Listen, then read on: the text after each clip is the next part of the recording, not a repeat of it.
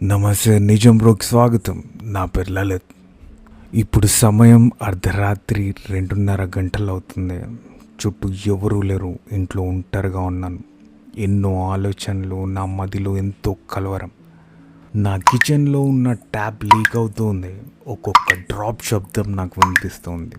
నా wall clock seconds ముళ్ళు చేసే శబ్దం టెక్ టెక్ టెక్ అని వినిపిస్తుంది.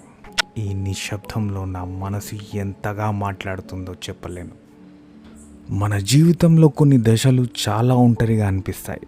మన చుట్టూ ఎంతోమంది ఉన్న మనసులో ఏదో తెలియని లోటు, ఏదో వెలితి మిగిలిపోతుంది. కొన్ని జ్ఞాపకాలు, కొన్ని మాటలు, కొన్ని ఆశలు మనలోనే మిగిలిపోతుంటాయి. అలాంటి క్షణాల్లో మనం ఎదురుచూసే ఒక స్నేహితుడు, ఒక తోడు, మన బాధలు పంచుకునే ఒక మనసు ఎంత అవసరమో అర్థమవుతుంది. అప్పుడు అనిపిస్తుంది, ఎన్నో రోజులు గడిచాయి చీకట్లో, నువ్వు కొంచెం వెలుగు నింపగలవా?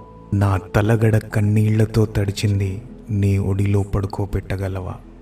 విన్న ఆ పచ్చని పొలముంది నీ వాకిట్లో, మనం నాటిన ఆ చెట్టు క్రింద నాతో కూర్చోగలవా? మనసుకు నచ్చిన ప్రతిదీ నేను కోల్పోయాను.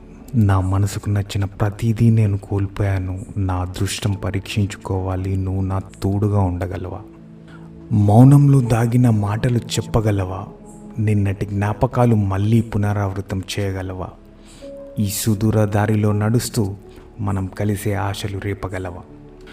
చాలా రోజుల తర్వాత రాసిన ఒక కవిత, మనం కలిసినప్పుడు వినగలవా? మనం కలిసినప్పుడు వినగలవా?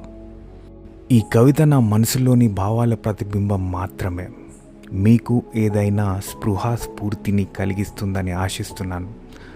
మనసు మాటలతో మాట్లాడితే ఆ మాటలు ఎప్పుడూ మనతో ఉంటాయి.